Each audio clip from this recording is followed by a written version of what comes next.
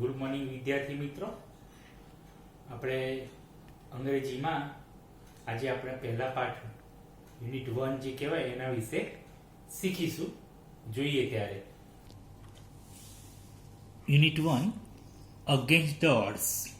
જો વિઘ્નોની સામે, against the odd એટલે વિઘ્નોની સામે.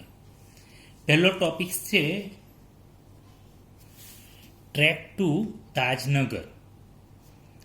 For 25 years, residents of Tajnagar village near Gurgaon lobbied for a railway station in their village. જો છેલ્લા 25 વર્ષોથી ગુરુગામ પાસેના તાજનગર ગામના નિવાસીઓએ તેમના ગામમાં શું કર્યું?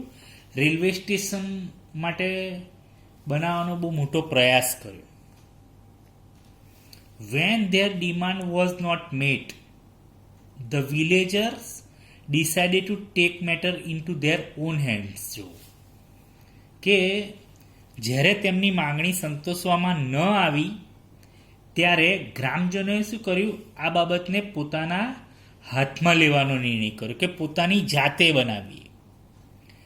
They pulled in 21 lakh rupees and built a railway station on their own. લો વિચારો કે તેમણે 21 લાખ રૂપિયાનું ભંડોળ ભેગું કર્યું અને એમણે પોતાની જાતે રેલવે સ્ટેશન બાંધ્યું. જોઈએ ટોપિક શું છે.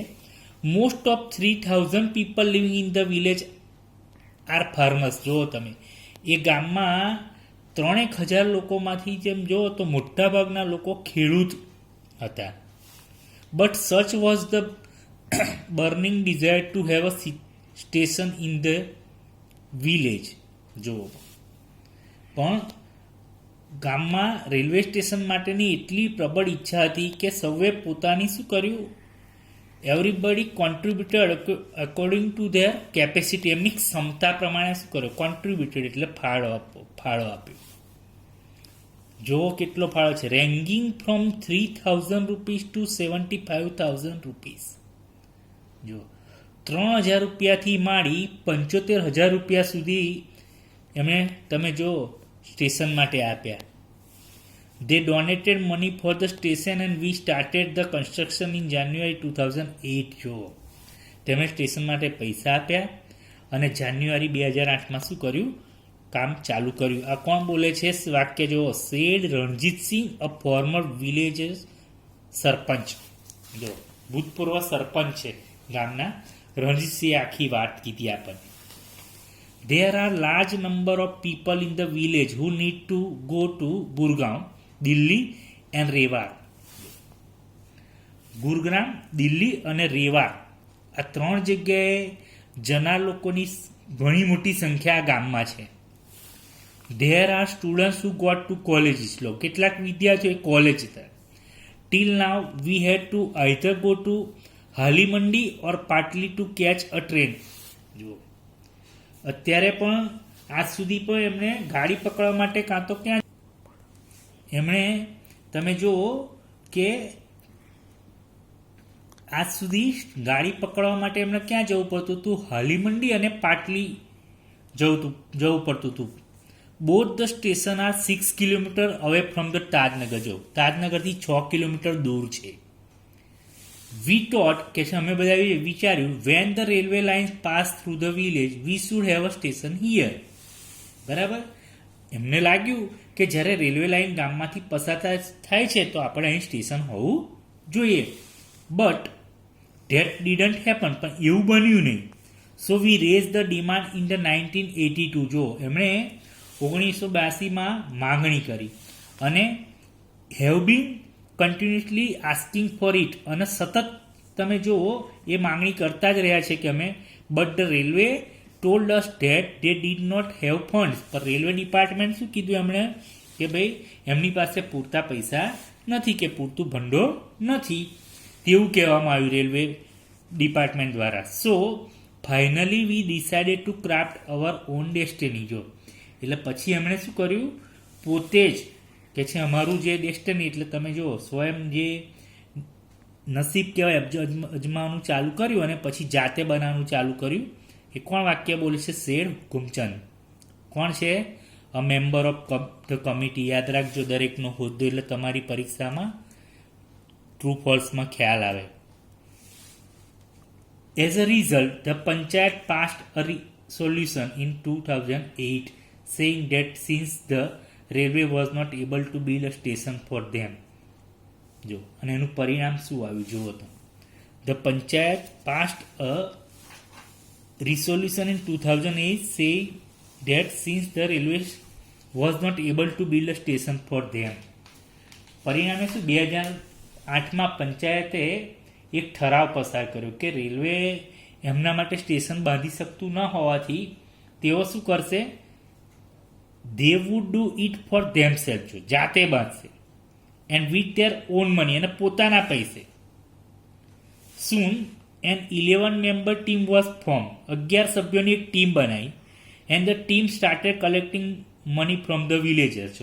અને પછી બધા એ ટીમની જે રચના થઈ એ ગ્રામજનો પાસેથી એ ટીમની રચનાએ શું કર્યું? એમણે ટીમે પૈસા ઉઘરાવ્યા.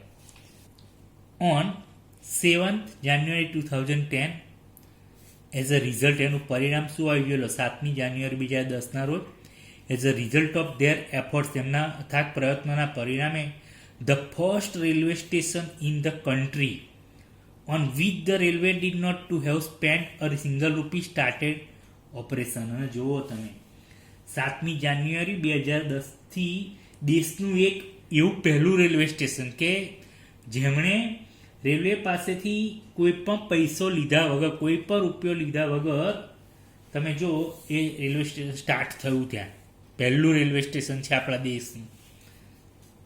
બીજો ટોપિક છે સીતાપુર લાઇટ. આ પણ સમજવા જોઈએ. In rural Uttar Pradesh over 60% of household are without power. જુઓ તો ઉત્તર પ્રદેશનો જે ગ્રામ્ય વિસ્તાર છે ત્યાં 60% ઉપરાંત ઘરોમાં વીજળી નથી. Sitapur district is one such place with no power. આવી એક જ વીજળી વગરની જે જગ્યા છે સીતાપુર જિલ્લો, બરાબર, ત્યાં તમે કોઈ પાવર નહીં. A small social enterprise call, જોઈ લો, આ પ્રશ્ન પૂછાશે. ત્યાં એક નાની સામાજિક સંસ્થા છે, એનું નામ છે મેરા ગાંવ પાવર. એનું MGP શોર્ટ છે, ફૂલ ફોર્મ જો મેરા ગાંવ પાવર. એક સામાજિક સંસ્થા છે, એનું નામ છે MGP, પણ Mera Gaon Power is trying to change things. અને એમણે આ પ્રયત્ન ઘણા કરી અને પછી એને બદલવાની કોશિશ કરી કે ત્યાં વીજળી નથી. They are putting 2 solar panel at a time. લો, સૌથી પહેલાં શું કર્યું એમણે? એકી સાથે 2 સોલર પેનલ મૂકી. In just over year MGP has connected more than 3,500 customers to solar power mini grids at the village level. લો, અને એક વર્ષમાં MGP એ ગ્રામ્ય કક્ષાએ 3500થી વધારે ગ્રાહકોને સોલર પાવર મિની ગ્રીડ સાથે જોડી દીધા. શરૂઆતમાં 2 જ મૂકેલી. Village by village MGP is building network to low cost solar microgrids that provide to LED lights and a mobile charging point to all paying household at a cost of, જોઈ લો કેટલા rupees છે? 25 rupees પર week. લો, પછી એક ગામમાં MGP એ ઓછી કિંમતના solar માઇક્રોગ્રીડ્સનું આખું નેટવર્ક ઊભું કરી રહ્યું હતું. અને જેના દ્વારા ખર્ચે જે અપાતા ગ્રાહકને 2 LED લાઇટ ચાલે અને એક મોબાઈલ ચાર્જિંગ પોઈન્ટ. અને તમે જો ખર્ચો 25 રૂપીસ પર વીક, અઠવાડિયાના 25 રૂપિયાના દરે જોડી આપો. That is cheaper than kerosene. Kerosene કરતાં બહુ, which can cost almost double across the month. અને એક મહિનામાં તો કેરોસીનનો ખર્ચ એનાથી બમણો થઈ જાય છે. Solar power as a smokeless source of light. જો એક તો પહેલાં ધુમાડા રહિત સ્ત્રોત છે, comes with added benefit to customer health, અને પાછું ગ્રાહકના સ્વાસ્થ્ય માટે વધારે લાભકારક છે. Installing a microgrids is grand event in the village and everyone gets involve. ગામમાં માઇક્રોગ્રીડ ઊભી કરવાનો એક પ્રસંગ હોય છે અને દરેક એમાં રસ લે છે. In the village of Damdavpuram, Damdavpuram છે, the team maps the village house by house beneath the searching mid day sun working out there where to place each wire so as the connect to customer the power source. જો દમદાપૂર્વક છે એમાં team શું કરે, the team શું કરે છે, જો maps the village house by house beneath the searching mid day sun. અને એ ગામડામાં બપોરના બળબડતા તડકામાં એક ટીમ ઘરે ઘરે ફરે છે અને આખા ગામનો શું કરે છે, એક નકશો તૈયાર કરે છે, જેથી એ નક્કી કરી શકાય કે ગ્રાહકને પાવરના સ્ત્રોત સાથે જોડવા માટે દરેક તાર ક્યાં મૂકી શકાય. એટલે જો ઘરે ઘરે પડે working out there where place each wire so as to connect to customer the power source. Some house holder join in while other looks on. જો આ બહુ કે અમુક ગ્રાહકો જોડાય છે, બીજા ગ્રાહક શું કરે છે, calling out order or watching the curious proceeding wide ID. અને કેટલાક લોકો ઊભા આદેશ આપે છે અથવા તો એ કાર્યને શું કરે છે, એકદમ કુતૂહલપૂર્વક એને જોવે છે. The roof of steadily brick wall home in the each village is always chosen as a site for the panel and the battery. Panel અને બેટરી ગોઠવવા માટે ગામમાં એક મજબૂત ઈંટની દિવાલવાળા ઘરનું છાપરું પસંદ કર. પૂછાશે એઝાઝ કોણ છે, one of the company first electrician to be recruited from the local district block of. તમે જુઓ ત્યાં બ્લોક ઓફ રેવઝા. આ એઝાઝ છે એ કંપની ફર્સ્ટ ઇલેક્ટ્રિશિયન છે, to be recruited from local district એટલે ત્યાંના સ્થાનિક જિલ્લામાં રેવઝા બ્લોકમાં કંપની દ્વારા ભરતી કરવાનો સૌથી પહેલો ઇલેક્ટ્રિશિયન હતો. અને એ શું કામ કરે છે, install the panel in southerly direction to capture as much sunlight as possible. જો અને વધારે સૂર્યપ્રકાશ પકડી શકાય તે રીતે પેનલને દક્ષિણ દિશામાં બેસાડે છે. We were saving our environment with these lights and there is no pollution in our homes either, say a farmer from the village. જો ગામને ખેડૂત શું કહે છે કે આ લાઇટથી અમે પર્યાવરણની રક્ષા કરીએ છીએ અને અમારા ઘરમાં પ્રદૂષણ પણ ફેલાતું નથી. New business are starting to emerge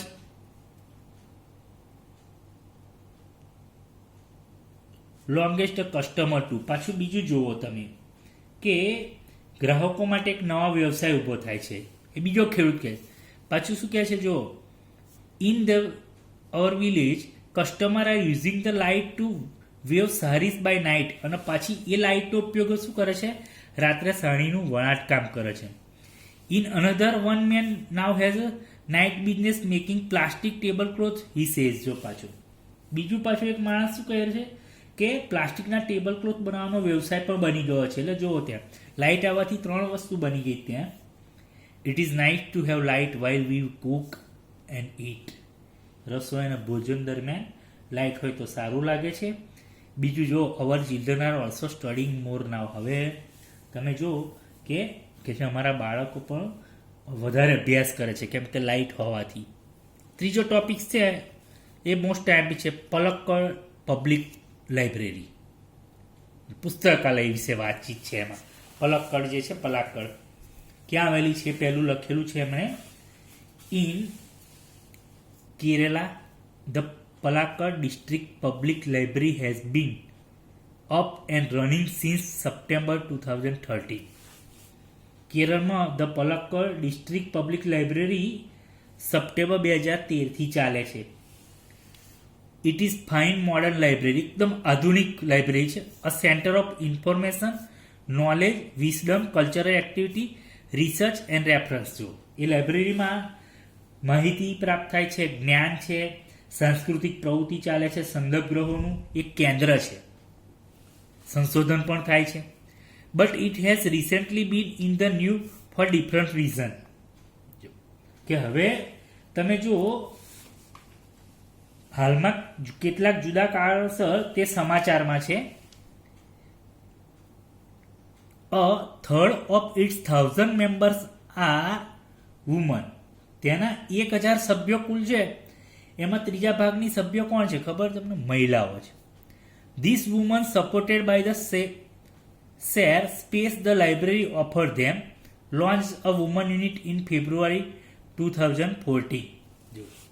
A library પુસ્તકાલય છે, ગ્રંથાલય, એમાં આપવામાં આવેલી જગ્યામાં મહિલાઓએ ફેબ્રુઆરી 2014માં એક મહિલા વિભાગ શરૂ કર્યો. જુદો છે આખો વિભાગ. The unit got together discuss method of empowering woman. એટલે પછી એ શું કરવાનો ડિપાર્ટમેન્ટ જુદો તૈયાર કરેલો છે 2014ની અંદર ફેબ્રુઆરીમાં. The library open its halls for film screening, workshop in home economics or gardening, child care or the arts and for woman to get help in managing family conflicts, legal dispute એટલે ઝઘડો થાય, professional એટલે ધંધાકીય પ્રશ્નો હોય, બરાબર, conflict એટલે વહીવટ કહેવાય એ છે પ્રશ્ન અને પ્રોબ્લેમ્સ.